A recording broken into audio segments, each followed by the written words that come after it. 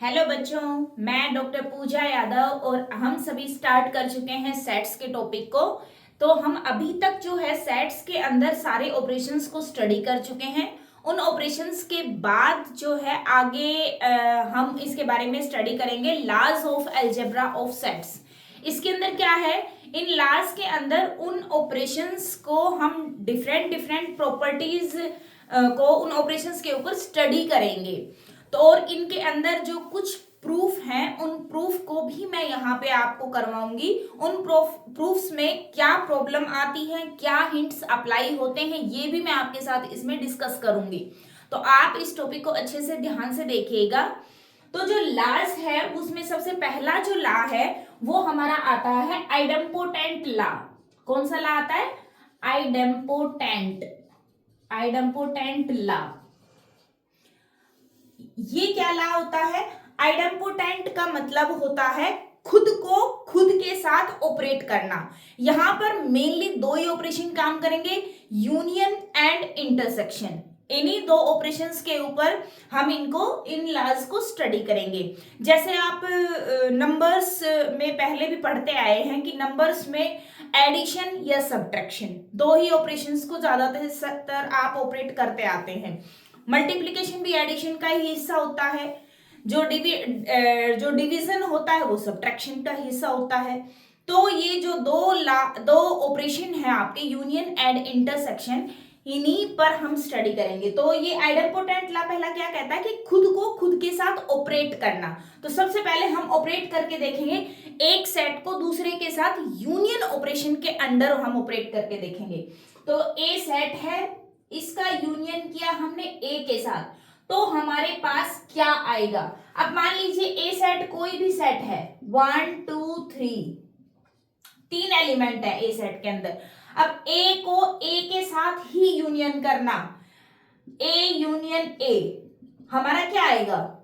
ए है, इसको इसी के एलिमेंट्स के साथ यूनियन करोगे, मतलब वही जो एलिमेंट्स हैं वही एज इट इज आ जाएंगे हमारे पास।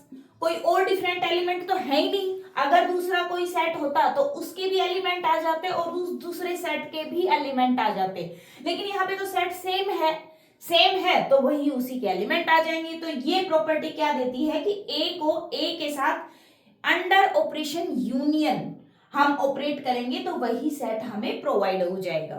सेम इसी तरीके से जब हम इंटरसेक्शन के अंदर अप्लाई करेंगे तब भी हमें यही आएगा, क्योंकि ए को ए के साथ हम एलिमेंट्स के को जब इंटरसेक्ट करेंगे तो कॉमन एलिमेंट में कौन आएगा? वही सेम एलिमेंट्स हमें प्रोवाइड हो जाएंगे। तो ये जो दोनों प्रॉपर्टीज हैं वो किसके अंडर आती हैं? आइडेम्पोटेंट लॉ के अंडर आती हैं। सेकंड जो प्रॉपर्टी जो लॉ है वो हमारा कहलाता है आइडेंटिटी लॉ। ये हमारा सेकंड लॉ है। आइडेंटिटी मतलब पहचान किस तरीके की? इसमें क्या होता है कि एक ऐसा सेट आपको मिलता है जिसके ऊपर किसी भी सेट को अप्लाई किया जाए तो हमें वही सेट प्रोवाइड हो जाए। यूनियन और इंटरसेक्शन के अंडर हमें ऐसे सेट्स मिलते हैं जिनके साथ किसी भी सेट को ऑपरेट किया जाए तो हमें वही प्रोवाइड हो जाए। जैसे आप अपने कमरे के अंदर जाएं और मिरर के सामने आप खड़े हो जाएं, तो मिरर के अंदर जब आप अपने आप को देखेंगे तो आप ही मिरर के उधर दिखाई दे रहे हैं। तो मिरर आपके लिए क्या हो गया? आइडेंटिटी, एक ऐसा एलिमेंट, एक ऐसा मटेरियल जो आपकी आइडेंटिटी को एज इट इज दिखा रहा है। तो यहां पर भी यही चीज होती है। जैसे यूनियन के अंडर बात करें हम, तो ए कोई भी सेट है और हमने इसका यूनियन किया कोई ऐसा सेट, ऐसे सेट के साथ यूनियन किया कि हमें यही सेट वापस प्रोवाइड कर दे। तो ऐसा सेट कौन सा होता है? किसी भी सेट को किसके साथ यूनियन करें? एम्प्टी सेट के साथ। फाइव हमारा एक ऐसा सेट होता है क्योंकि इसके अंदर कोई एलिमेंट होता नहीं है, जिसकी वजह से ये जिस भी सेट के साथ यूनियन करेगा ये उसी सेट को हमें प्रोवाइड कर देगा। तो इसलिए जो फाइव है वो यूनियन ऑपरेशन के अंडर किसका काम करेगा? आइडेंटिटी एलिमेंट का काम करेगा। सिमिलरली इसी तरीके से ए एलिमेंट, ए कोई सेट है, इस सेट को इंटरसेक्शन किया जाए किसी एक ऐसे सेट के साथ कि हमें वापस वही मिल जाए, क्योंकि यहां पर बात आइडेंटिटी की हो रही है, तो वही हमारा वापस आ जाए। तो इंटरसेक्शन मतलब कॉमन एलिमेंट, कॉमन एलिमेंट में इसी के ही एलिमेंट वापस आ जाएं। तो जाहिर सी बात है कि ये जो सेट है, ये जो दूसरा सेट है, ये इसके सारे एलिमेंट को कंटेन करना चाहिए। और यूनिवर्सल जो सेट है वो एक ऐसा सेट होता है जो इस सेट के हर एलिमेंट को अपने अंदर कंटेन करता है। तो ये जो है यूनिवर्सल सेट, यूनिवर्सल सेट जो है वो कहलाएगा identity element, identity element of, identity element for intersection, ये कहलाएगा आइडेंटिटी एलिमेंट फॉर इंटरसेक्शन। और यहां पर जो एम्प्टी सेट है ये आपका कहलाएगा identity, identity element for union. दोनों में जो है ऑपरेशन का दोनों में डिफरेंस रहेगा, और दोनों ऑपरेशंस के अंडर सेम आइडेंटिटी नहीं है, इस बात का ध्यान रखना। यूनियन के अंडर जो एम्प्टी सेट है वो आपका आइडेंटिटी एलिमेंट कहलाएगा, और इंटरसेक्शन के अंडर जो यूनिवर्सल सेट होगा वो आपका आइडेंटिटी एलिमेंट कहलाएगा। ये आपका होता है आइडेंटिटी लॉ। अब हम चलते हैं नेक्स्ट थर्ड लॉ की तरफ, जो हमारा है थर्ड लॉ हमारा क्या है, कम्यूटेटिव। अब हम चलते हैं थर्ड लॉ की तरफ, और थर्ड लॉ हमारा क्या है, commutative law, commutative law. Commutative, commute, commute क्या होता है, चेंज करना। कम्यूट करना मतलब चेंज करना, मतलब एक ही जगह पर दूसरे को रिप्लेस कर देना, तो वहीं से ये निकल के आए कम्यूटेटिव लॉ। तो यहां पर हम क्या करेंगे, एक सेट को दूसरे सेट के साथ ऑपरेट करेंगे। पहले करके देखेंगे यूनियन के अंडर, ए यूनियन बी। अब हम क्या करेंगे, उनके जो प्लेस हैं उनको इंटरचेंज कर देंगे। तो ए की जगह पे मैंने बी को रिप्लेस कर दिया, और बी की जगह पे मैंने ए को रिप्लेस कर दिया। तो ये जो कम्यूटेटिव लॉ है ये क्या कहता है कि आप भले ही इनको चेंज कर दें, फिर भी इनकी जो वैल्यू आएगी वो आपस में इक्वल रहेगी। ये आपको खुद भी वेन डायग्राम से भी आप देख सकते हैं। ये ए सेट है, ये आपका बी सेट है, चाहे आप ए यूनियन बी कीजिए तो भी यही पोर्शन आएगा आपका, यही वाले एलिमेंट आएंगे इसके अंदर, और चाहे बी यूनियन ए कीजिए तब भी यही वाले एलिमेंट आएंगे, कोई चेंज थोड़ी ना हो जाएगा।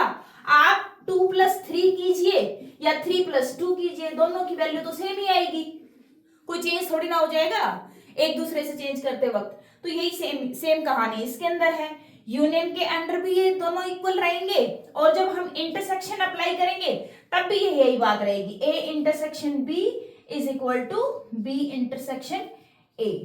बट नंबर्स में ऐसा नहीं होता है, अगर इंटरसेक्शन की जगह पे मैंने माइनस का इस्तेमाल कर लिया 2-3, और यहाँ पर कर दिया 3-2, तो ये दोनों आपस में इक्वल नहीं होते हैं।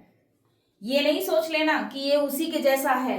हाँ, कुछ कुछ चीजें यूनियन और इंटरसेक्शन की एडिशन और सब्ट्रैक्शन की हेल्प से समझने के लिए अच्छी बात है, समझी जा सकती हैं, बट एक्चुअल में वो दोनों सेम बातें नहीं होती है, डिफरेंस होता है। वो मैं सिर्फ समझाने के लिए इनका इस्तेमाल कर लेती हूँ। आप अपने अकॉर्डिंग ये मत सोच लीजिएगा जब वो नहीं होता तो ये कैसे नहीं हो सकता, ये हो सकता है, वो नहीं होता है वहां पे, क्योंकि वहां पे बात नंबर्स की चल रही है, यहाँ पे बात सेट्स की चल रही है। वहां पे ऑपरेशंस एडिशन सब्ट्रैक्शन है, यहाँ पे ऑपरेशन यूनियन इंटरसेक्शन है। ऑपरेशंस बदले क्वालिटी बदल जाएंगी, ठीक है।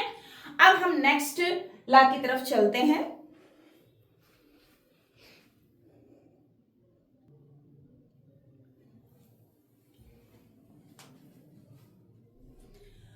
हाँ, तो बच्चों इस टॉपिक में हमारा जो नेक्स्ट लॉ है वो हमारा क्या कहलाता है, फोर्थ जो लॉ है वो हमारा है एसोसिएटिव लॉ। एसोसिएटिव लॉ, देखो नाम से ही इंडिकेट हो रहा है एसोसिएट। एसोसिएट क्या होता है, जोड़ना, एक एक को दूसरे के साथ जोड़ना, और जोड़ने से हमें क्या मिलता है वो हमें पता करना है। जैसे जैसे मान लीजिए आप नंबर्स के अंदर करते थे 2 + 3 + 5, ये लिया आपने, ठीक है।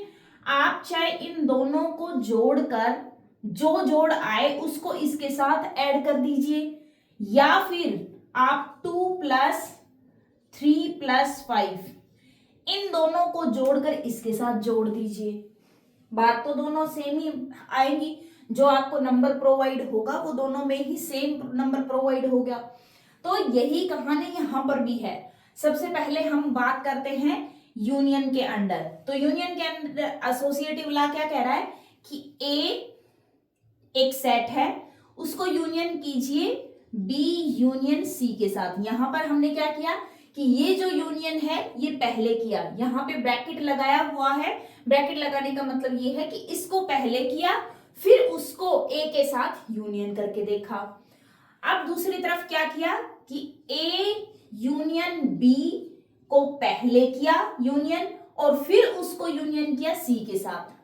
सिर्फ यूनियन को हमने आगे पीछे ऑपरेट कर दिया है हमने, कि पहले हमने बी यूनियन सी किया, फिर ए के साथ करके देखा, और फिर हमने इधर क्या किया, ए यूनियन बी को पहले किया और फिर सी के साथ यूनियन किया।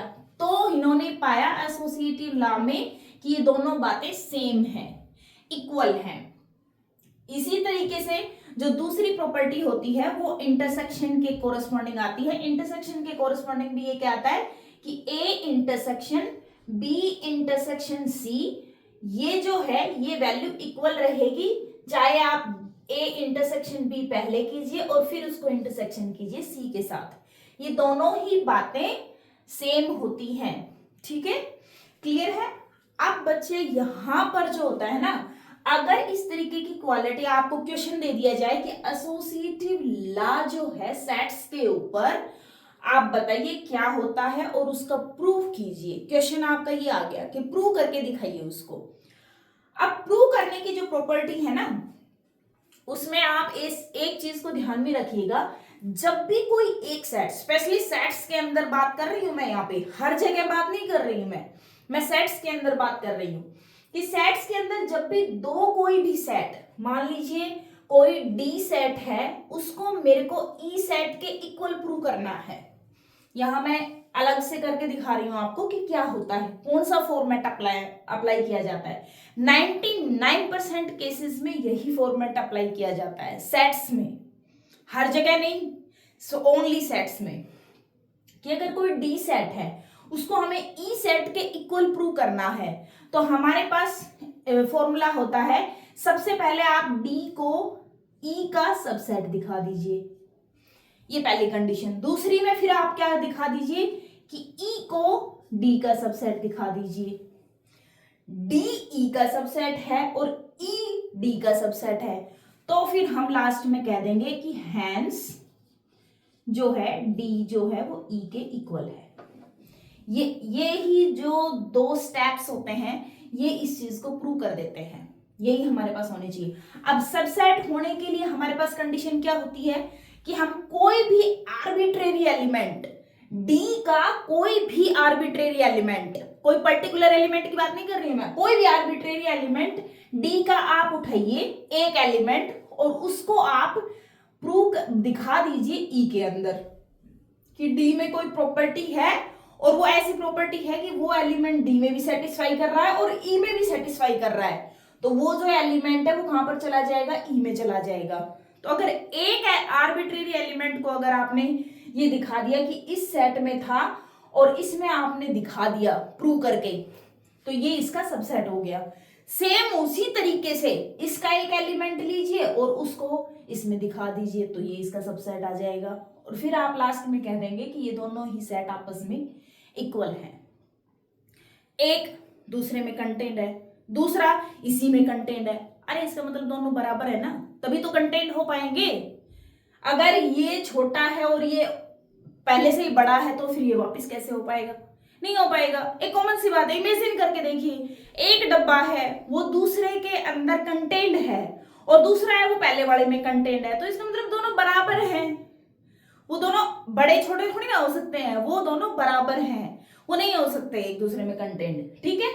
तो ये दोनों बातें इक्वल हो जाएंगी। अब हम इसी पैटर्न को यहां पर अप्लाई करके देखेंगे, हम इसको प्रूव करेंगे इस प्रॉपर्टी की हेल्प से। तो सबसे पहले क्या प्रूव कर लेंगे कि ये जो है ये इसका सबसेट है। ध्यान से देखिएगा आप प्रूव को। तो सबसेट प्रूव करने के लिए सबसे पहले मैंने एक एलिमेंट लिया, let x belongs to A union B union C। मैंने ये पूरा एक सेट था, इस सेट के अंदर से मैंने एक एलिमेंट ले लिया, आर्बिट्रेरी एलिमेंट कोई भी x, ठीक है। अब बात आ रही है यूनियन की। यूनियन क्या होता है? दो सेट्स का यूनियन हमें क्या बताता है कि वो जो एलिमेंट है, मान लीजिए ये A सेट है, ये आपका B सेट है, A यूनियन B हो गया ये वाला पोर्शन। तो कोई x एलिमेंट इनके यूनियन में है, A यूनियन B में है। कब है? या तो x जो है A में प्रेजेंट है, या फिर x B में प्रेजेंट है, या इनके इस कॉमन पोर्शन में प्रेजेंट है। तीनों में से कोई ना कोई कंडीशन को सेटिस्फाई कर रहा है, तभी वो यूनियन में जाएगा। या तो ये A में है, या वो B में है, या इनके कॉमन पोर्शन में है।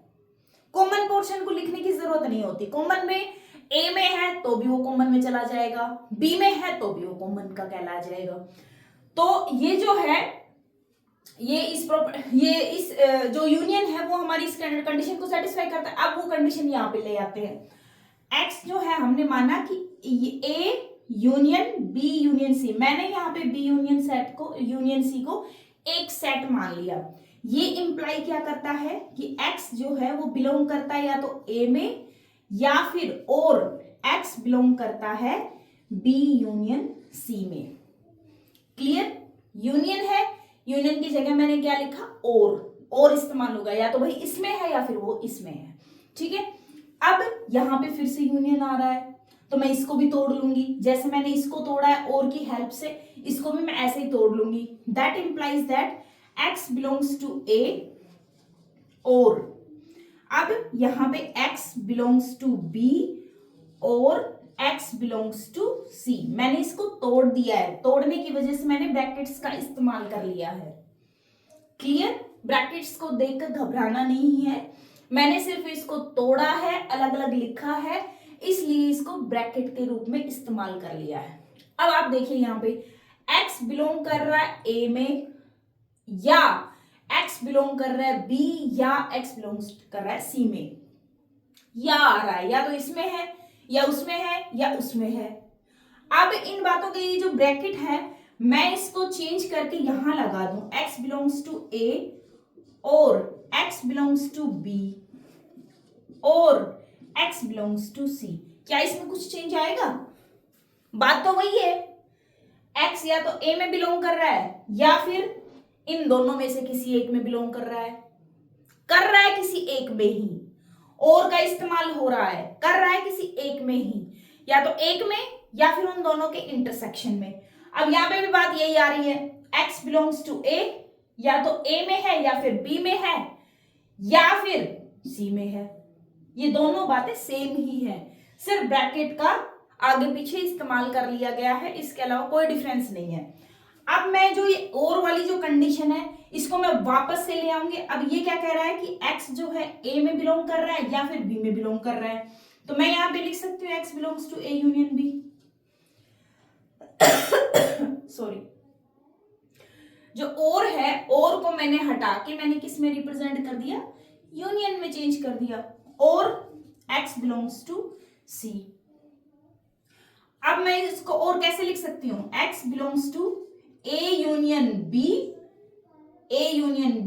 ब्रैकेट और किस में कन्वर्ट कर दिया? यूनियन में, और किस में है ये? C में। तो ये बात और ये बात सेम है, लिख दिया। एलिमेंट किसका लिया था? A union B union C, दिखा दिया किसमें? A union B union C। Clear? इसका एलिमेंट उठाया था हमने, इसमें हमने दिखा दिया। इसका मतलब क्या हुआ? दैट इंप्लाइज दैट कि ये जो है ये सबसेट है इसका।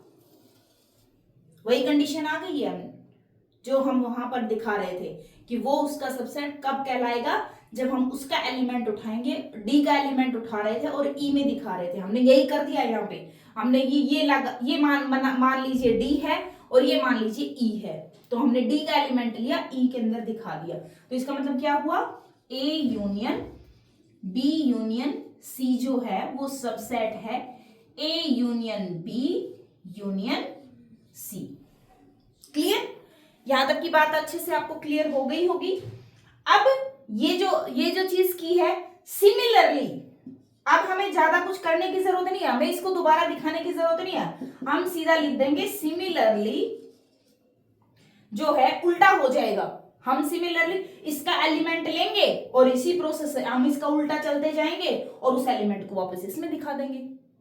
तो उसे करने की दोबारा जरूरत नहीं है, हम सिर्फ ये लिख देंगे सिमिलरली हम दिखा सकते हैं A union B union C is subset of A union B union C, इसका सबसेट है।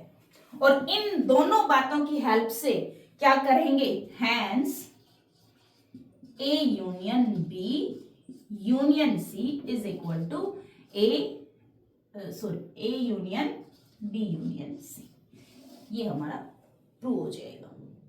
क्लियर? आई होप बच्चों आपको ये बात अच्छे से क्लियर हो गई होगी।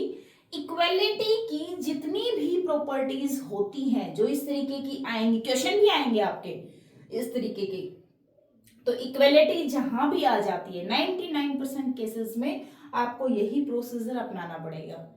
इसी प्रोसेस से आपका क्वेश्चन सोल्व होगा, इसी तरीके से आपका प्रूफ दिया जाएगा। तो घबराने की जरूरत नहीं है, बस आपको ऑपरेशंस का अच्छे से नॉलेज होना चाहिए कि किस तरीके का ऑपरेशन है, कहां पर इसकी कौन सी प्रॉपर्टी को अप्लाई किया जाएगा और कहां पे हमें प्रॉब्लम जो आएगी उस प्रॉब्लम से कैसे डील करके बाहर निकलना है। अब जैसे यहाँ पे कुछ बच्चों को कि ब्रैकेट कैसे चेंज कर दिया, तो कोई बड़ी बात नहीं है। यहाँ आप और की जगह पे जिस तरह आपने एडिशन का किया था आगे पीछे अप्लाई, ये भी वही बात है, ये सेम यही बात है और में भी, इसीलिए मैंने इसके ब्रैकेट को यहां पे लिख दिया कि चाहे आप ये बात लिख लीजिए चाहे आप ये लिख लीजिए, दोनों बातें सेम है तो हम लिख सकते हैं तो हमने और को यूनियन से रिप्लेस कर दिया और फिर हम आगे निकल के चले गए, हमारी प्रॉपर्टी प्रूव हो गई। ठीक है बच्चों, क्लियर हो गया आपको यहां तक? अब हम चलते हैं नेक्स्ट प्रॉपर्टी की तरफ।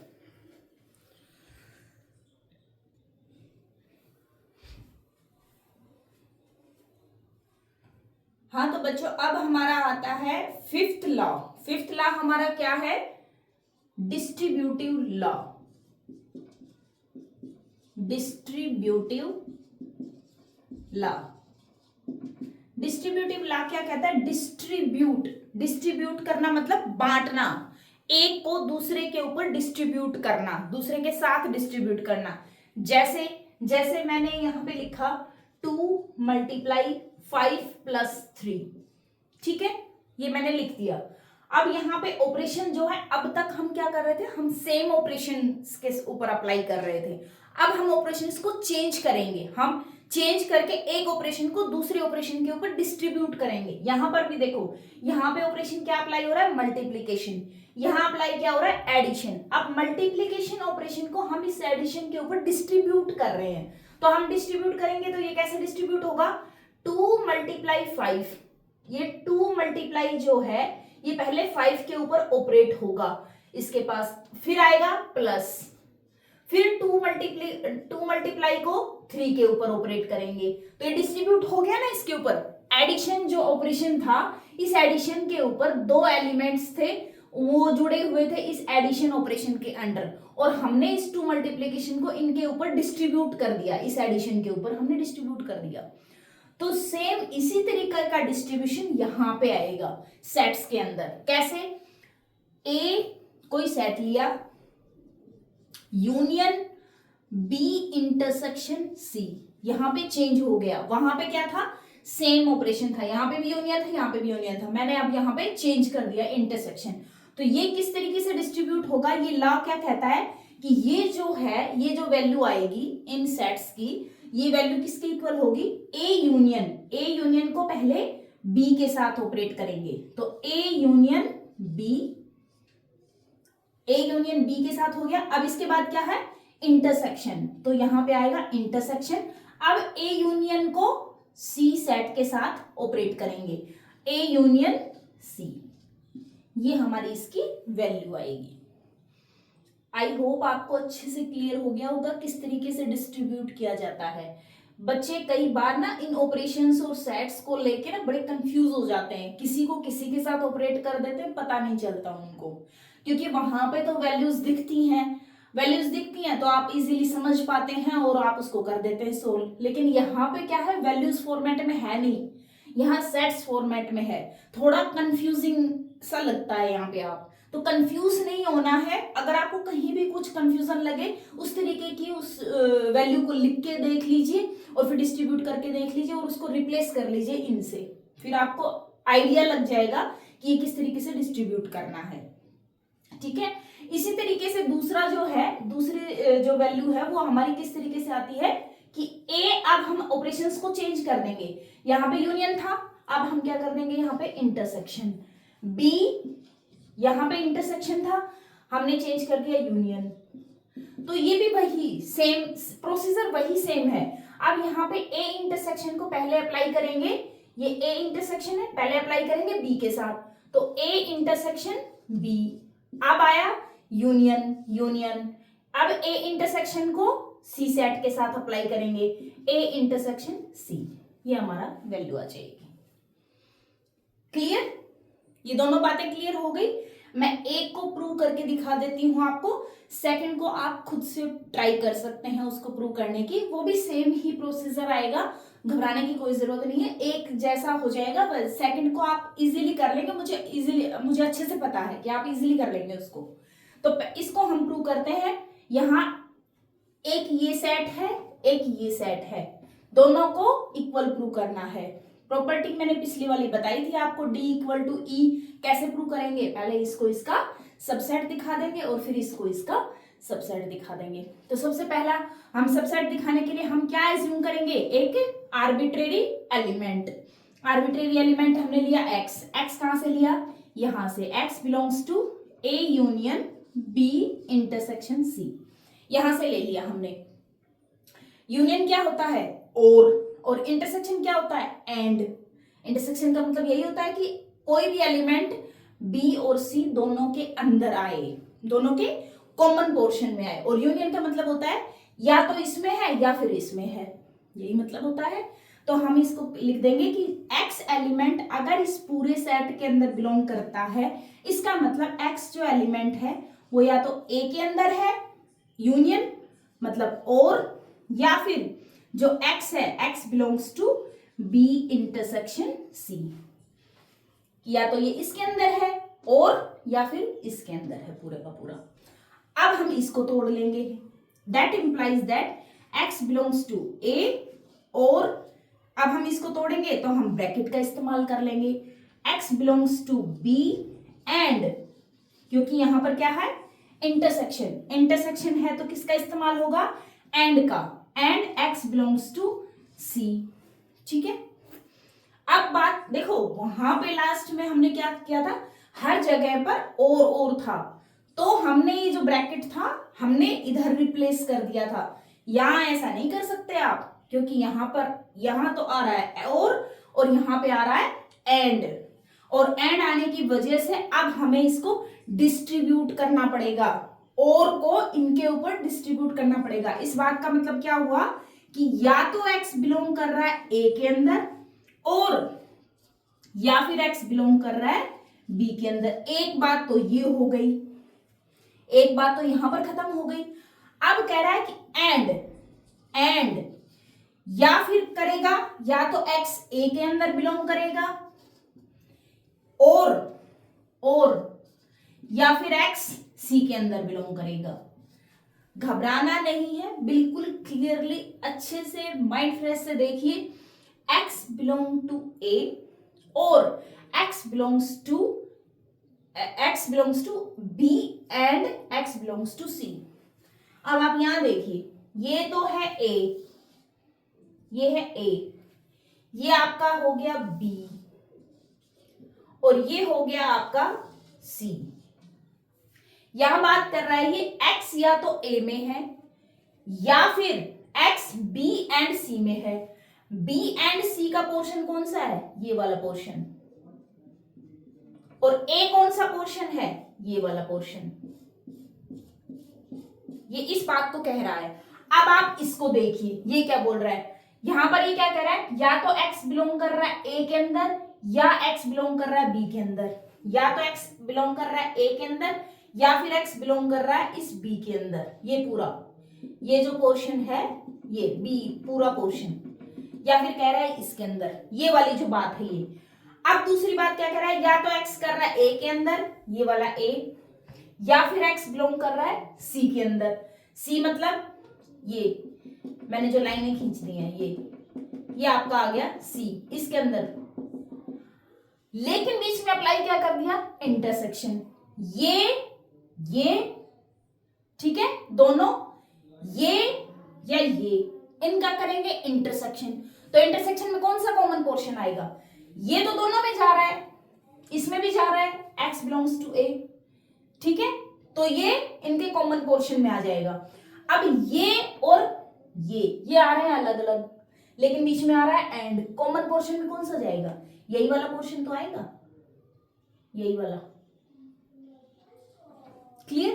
तो ये बात और ये बात दोनों ही सेम बात है, इसी वजह से, क्योंकि इसमें जो है इस पोर्शन को एक साथ लिखा हुआ है और इस पोर्शन को और इस पोर्शन को, सी वाले पोर्शन को एक साथ लिखा हुआ है और बीच में लगा दिया एंड का मतलब उनका कॉमन पोर्शन।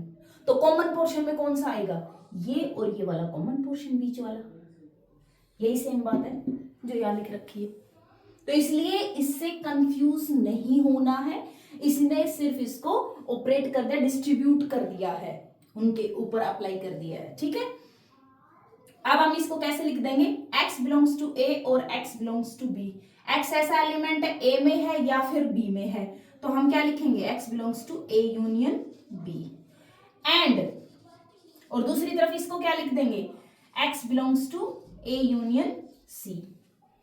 अब ये एक सेट बन गया, ये एक सेट बन गया। एक एलिमेंट है जो इसमें भी बिलोंग कर रहा है और वो सेम एलिमेंट इसमें भी बिलोंग कर रहा है, तो इसका मतलब दोनों के कॉमन पोर्शन में भी आएगा। एंड आ रहा है यहाँ पे, तो ये क्या आ जाएगा? x belongs to a union b intersection a union c। ठीक है, एलिमेंट लिया किससे था? इससे। दिखा दिया किसमें? इसमें। तो इसका मतलब क्या हुआ? दैट इंप्लाइज दैट, यहां लिख देती हूं मैं, that implies that a union b intersection c is subset of a union b intersection a union c। ठीक है, इसी तरीके से हम उल्टा दिखा देंगे।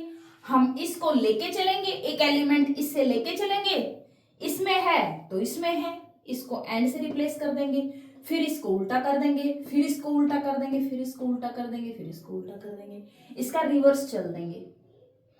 तो फिर क्या बात हो जाएगी कि एक्स एलिमेंट हमने इससे लिया और हम इसमें दिखा देंगे, इसका उल्टा करेंगे तो। ठीक है, तो इस बात को हम क्या लिख सकते हैं?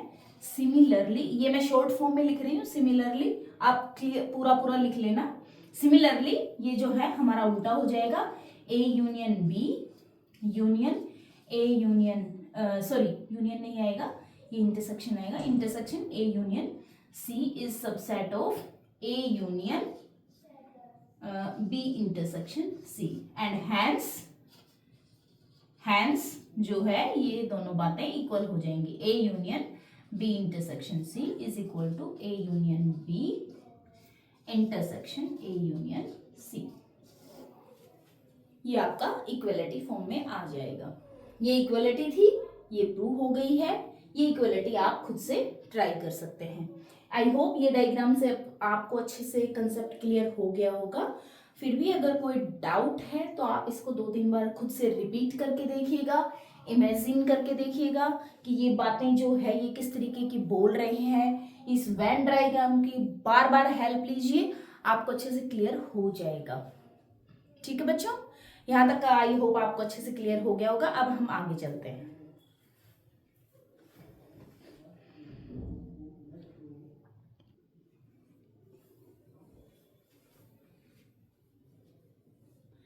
नेक्स्ट जो हमारा लॉ है बच्चों, वो हमारा लॉ कहलाता है डी मॉर्गन्स लॉ। बहुत इंपॉर्टेंट लॉ है डी मॉर्गन्स लॉ।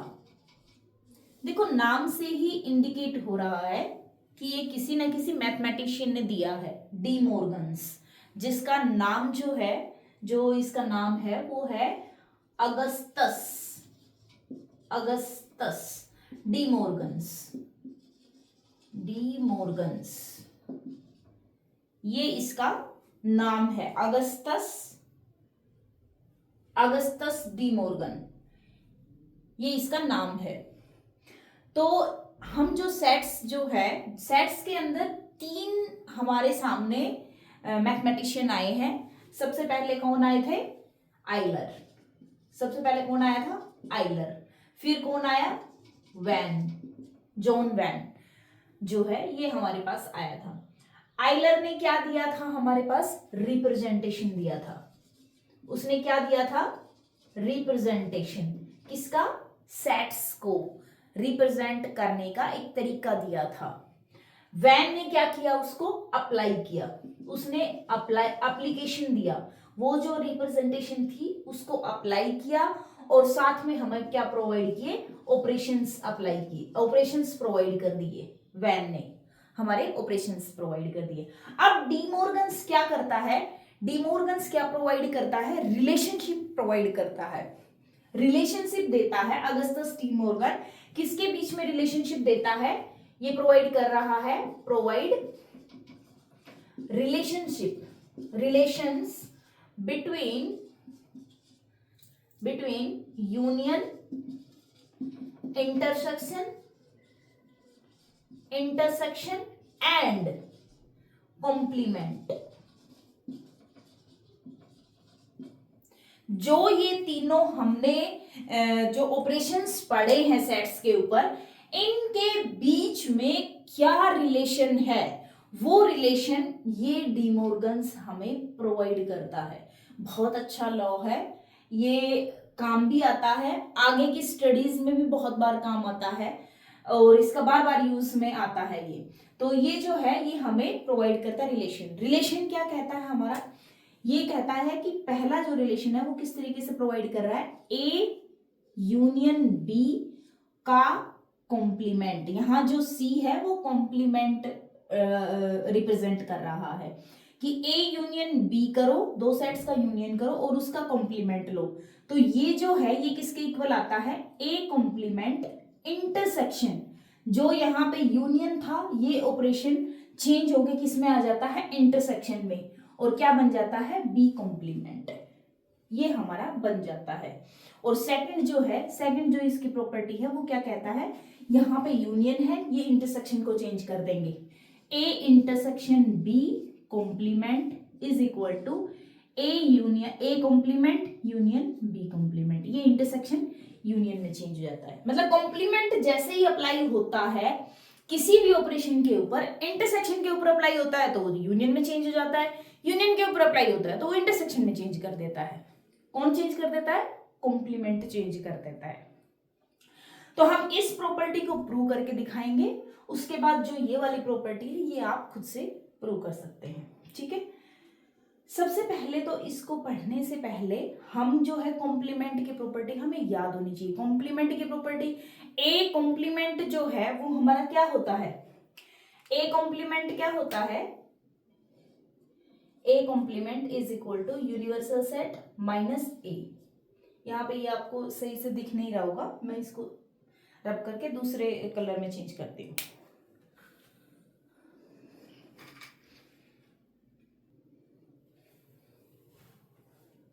तो ये जो कॉम्प्लीमेंट होता है, सबसे पहले हम इसकी प्रॉपर्टी को देखते हैं कि कॉम्प्लीमेंट होता क्या है। मैंने आपको पहले वाले लेक्चर में कराया भी है, फिर दोबारा बता देती हूँ। ए कॉम्प्लीमेंट जो है वो हमारा क्या होता है? यूनिवर्सल सेट माइनस ए, कि यूनिवर्सल सेट में से ए सेट के एलिमेंट्स को आप हटा दीजिए, बाकी के बचे हुए जो एलिमेंट्स हैं वो आपके उस कॉम्प्लीमेंट में आ जाएंगे। अब हम इसके डायग्राम को थोड़ा सा, ये जो यूनियन जो करके किया है, पहले हम इसके डायग्राम को बनाएंगे, उसके बाद हम इसके प्रूफ करेंगे।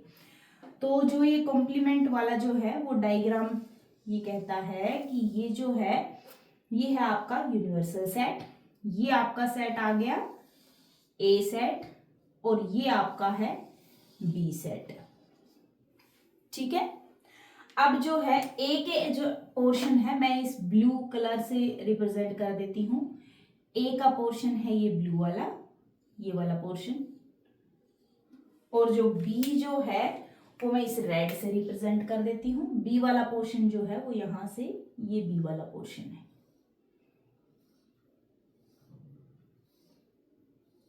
और ये क्लियर है, ये वाला जो पोर्शन है बीच वाला, ये आपका जो है ये इंटरसेक्शन है, ए इंटरसेक्शन बी, ये आपका इंटरसेक्शन वाला पोर्शन है। और ये जो है ये मैं डॉट डॉट रिप्रेजेंट कर रही हूं, ये आपके कॉम्प्लीमेंट के एलिमेंट्स हैं। ये वाला जो पोर्शन है ये सारा आपका कॉम्प्लीमेंट का पोर्शन है। कॉम्प्लीमेंट का पोर्शन मतलब ए यूनियन बी के कॉम्प्लीमेंट का पोर्शन। ए यूनियन बी करते ही आपके पास कौन कौन सा पोर्शन आएगा, यहां से लेके ये सारा पोर्शन, ए और यूनियन बी तो हमारा ये वाला पोर्शन हो गया। यहां तक का ये पूरा जो पोर्शन है ये ए यूनियन बी है, और इसका कॉम्प्लीमेंट मतलब बाहर के जो ब्लैक वाले एलिमेंट्स हैं वो इसके कॉम्प्लीमेंट को रिप्रेजेंट कर रहे हैं। यहां तक की बात क्लियर है। अब हम इसको इसके इक्वल प्रूव करना है, तो इक्वलिटी में वही प्रोसीजर सेम। इक्वलिटी के लिए सबसे पहले हम इसका एक एलिमेंट उठाएंगे। लेट हमने एक एलिमेंट उठाया, x belongs to a union b का कॉम्प्लीमेंट। कॉम्प्लीमेंट से हमने एलिमेंट ले लिया। अब हमने कॉम्प्लीमेंट से एलिमेंट लिया है, कॉम्प्लीमेंट से लिया मतलब ये बाहर वाला ब्लैक वाला एलिमेंट। तो ब्लैक वाला जो एलिमेंट है वो इसके अंदर वाले में तो हो ही नहीं सकता, क्योंकि वो कहाँ है, कॉम्प्लीमेंट में है। और अंदर वाला पोर्शन क्या है, यूनियन। ये जो पूरा पोर्शन है ये क्या है, यूनियन। तो जो ब्लैक वाला जो एलिमेंट है वो यूनियन वाले पोर्शन में नहीं हो सकता। तो जो एलिमेंट उसके कॉम्प्लीमेंट में है तो उस सेट के अंदर बिलोंग नहीं कर सकता। तो मतलब जो x है वो does not belongs to A union B. Clear, ये स्टेप अच्छे से क्लियर हुआ होगा आई होप आपको, कि जो उसके कॉम्प्लीमेंट में है तो उस सेट के अंदर नहीं हो सकता, क्योंकि कॉम्प्लीमेंट उस सेट के अलावा वाला जो पोर्शन होता है, दूसरा वाला जो पोर्शन होता है वही होता है। अब ये जो एलिमेंट है ये था ही इसके बाहर वाले पोर्शन में, मतलब जो डॉट वाले जो एलिमेंट है उसमें कहीं x है। तो x अगर डॉट वाले जो ब्लैक वाले डॉट वाले पोर्शन में है तो अंदर ब्लू और जो ये रेड वाला जो पोर्शन है उसमें नहीं है, उनमें नहीं है मतलब उनके यूनियन में नहीं है। तो ये x जो है वो does not belongs to A union B. अब ये जो है ये इसके अंदर बिलोंग नहीं करता। It implies that x does not belongs to A और x does not belongs to b। ना तो जो है x बिलोंग कर does not belongs to A, ना तो a में है ना ही वो b में है, ना ही उनके कॉमन पोर्शन में है। x कहीं भी नहीं है। ठीक है, क्लियर।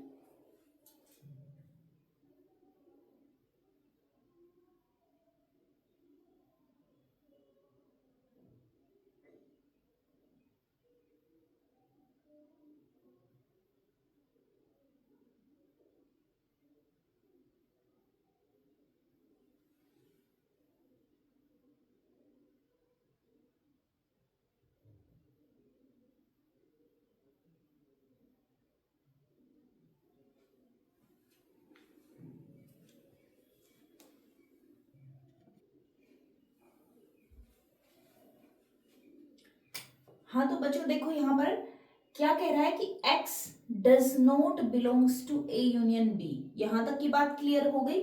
अब जो x है वो ए यूनियन बी में नहीं है, यहां नहीं है।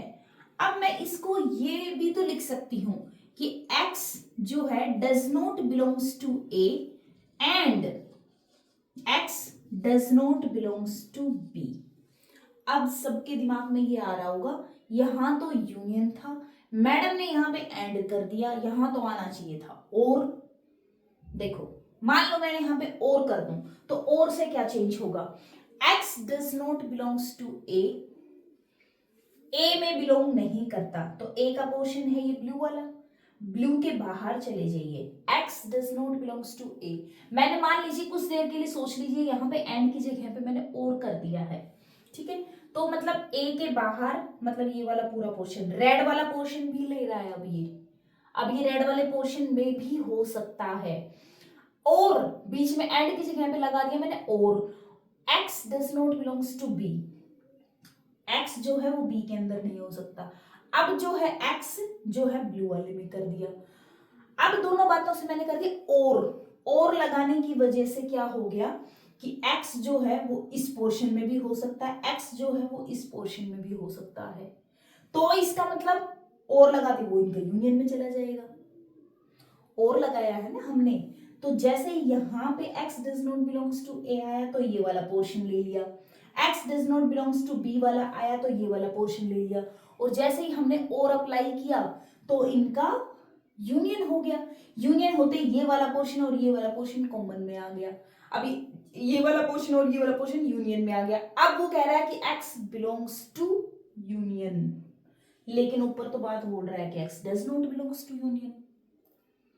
क्लियर हुई बात कि या तो ये इसमें भी नहीं है या तो ये इसमें भी नहीं है, और हमने अप्लाई कर दिया तो और अप्लाई करने से जो वो वाला पोर्शन आके खड़ा हो गया जिसमें तो वो ऑलरेडी कह रहा था कि नहीं है, और इस और की वजह से वो पहुंच गया उसके अंदर, तो बात गलत प्रूव हो गई, तो यहाँ पे और तो नहीं आ सकता, तो इसलिए एंड आया। एंड क्यों आया, अब एंड की हेल्प से देखते हैं कि एंड क्यों आया।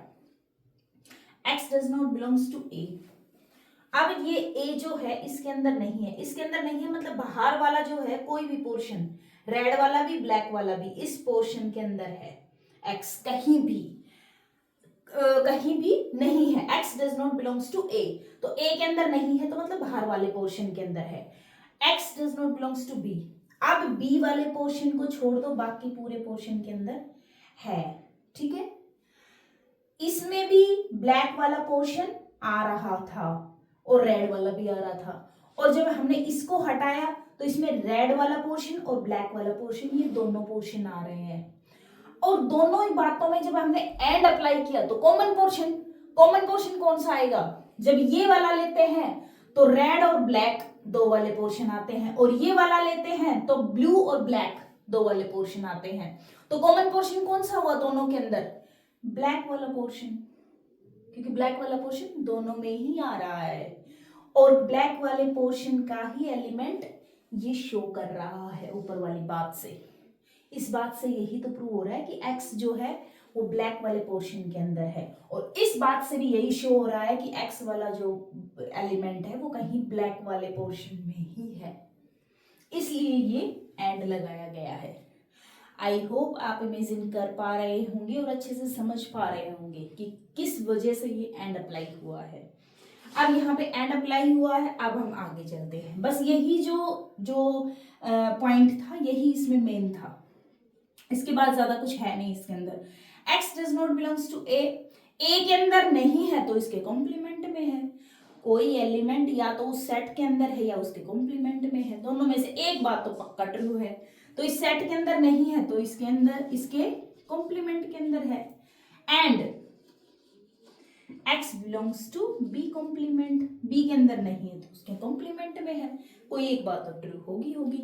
अब आ गया ये, दैट इंप्लाइज दैट ये जो x है वो इस सेट के अंदर है, एंड यही जो सेट ये जो एलिमेंट है वो इस सेट के अंदर है, तो इस सेट के अंदर भी है इस सेट के अंदर भी है, सेम एलिमेंट है, एंड अप्लाई हो रहा है तो दोनों के कॉमन पोर्शन में भी जाएगा, मतलब दोनों के इंटरसेक्शन में भी जाएगा, A complement intersection B complement, element लिया कहां से था, ए यूनियन बी कॉम्प्लीमेंट से, पहुंचा दिया कहां पर, A complement intersection B complement के अंदर, इसका मतलब क्या हुआ, that implies that A union B complement is subset of A complement intersection B complement. Same इसी तरीके से आप इसको रिवर्स भी दिखा सकते हैं, रिवर्स करेंगे तो वही बात, सिमिलरली क्या दिखाएंगे, A complement intersection B complement is subset of A union B complement, and hence A union B complement is equal to A complement intersection B complement। ये आपका प्रूव हो गया। ठीक है, आई होप यहां तक आपको अच्छे से क्लियर हो गया होगा। ये जो रिवर्स है, अगर आप करके देखना चाहें तो करके देख लीजिए। यहाँ पे कोई और एलिमेंट ले लीजिए, उसको इसमें बिलोंग करवा दीजिए, फिर ये एंड में रिप्लेस हो जाएगा, फिर ये कॉम्प्लीमेंट में है तो ये ए में नहीं है, ये नोट वाली कंडीशन आ जाएगी, फिर ये यूनियन वाली कंडीशन आ जाएगी, और फिर ये इसमें बिलोंग हो जाएगा। ये रिवर्स भी ऐसे ही चल जाएगा। तो ये आपका हो जाएगा। आई होप आप अच्छे से क्लियर कर लेंगे। मैं दोबारा करके आपको बोर नहीं करना चाहती। तो ये आपको अच्छे से क्लियर हो गया होगा। ये सेकंड जो पोर्शन है इसको भी आप खुद से ट्राई कर सकते हैं, ये भी इसी तरीके से होगा। यहाँ पर जो है ये इंटरसेक्शन आएगा, यहाँ पर ये does not belongs to intersection करेंगे आप, और इंटरसेक्शन की वजह से अब यहाँ पे एंड की जगह पे क्या आ जाएगा, और में कन्वर्ट हो जाएगा अब ये। और इसको आप इस डायग्राम की हेल्प से आप खुद से देख भी पाएंगे कि ये बात कैसे क्लियर हो रही है। ठीक है, अब हम आगे चलते हैं।